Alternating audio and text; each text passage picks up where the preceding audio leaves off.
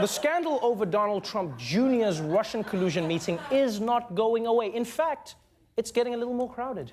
Still more breaking news this morning, this time on the meeting between Donald Trump Jr.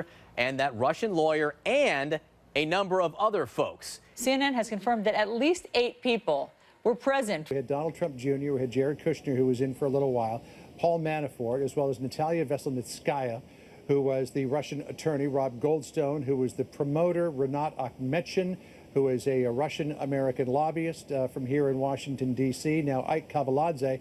That leaves only one name to fill in the blank. How many people can fit into one of these rooms? Like, I don't know if special counsel Bob Mueller can bring these guys down, but the fire marshal definitely could, you know? Just be like, yeah, hey, you can't have this many people in here committing treason at the same time. Fire hazard, fire hazard. You're out, get out. What's your name? Smeshmaliski? What is that? What are you, just like a Scrabble piece come alive? What are you? What are you, like a top scorer? What kind of name is that? Now, things look bad for Don Jr., but he's got powerful allies. Because I'm not sure if you know this, but his father is actually president of the United States. Yeah, I know. It's a weird coincidence. And Don Sr. has his little boy's back. My son is a wonderful young man.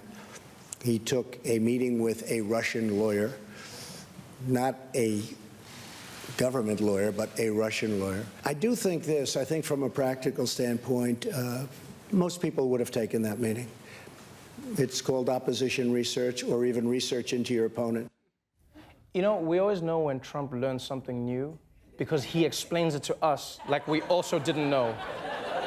It's opposition research, it's called. Yeah. He always thinks he's just a little smarter than everyone else. Not a lot of people know this, but that's where the deer cross.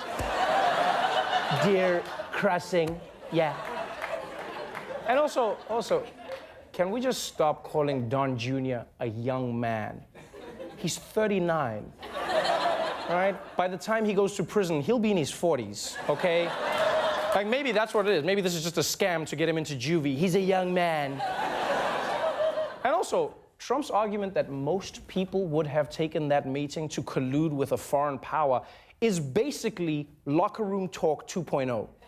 Everybody does that. Who hasn't been in a locker room with their Russian friends colluding about grabbing pussies? Who hasn't done that?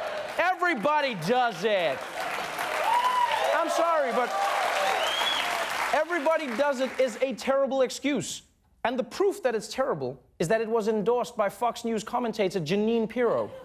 As someone who's run for office 5 times, if the devil called me and said he wanted to set up a meeting to give me opposition research on my opponent, I'd be on the first trolley to hell to get it. I'm sorry, what? There's a trolley to hell? I thought you could only get there on Spirit Airlines. Oh! Trolleys are whimsical things. They don't go to hell, they go to made-up fairy tale places like Mr. Rogers' Neighborhood or San Francisco. But for a moment, can we just pause? Can we pause for a moment and realize how crazy this conversation has become? In 2017, a conservative commentator on the Jesus is White network is saying, not only is working with Satan an option, it's a no-brainer. Straight-faced. I'd work with Satan, yeah. Meanwhile, Satan's probably watching that going, I wouldn't deal with you. You don't stick to your principles. I don't know who you guys are.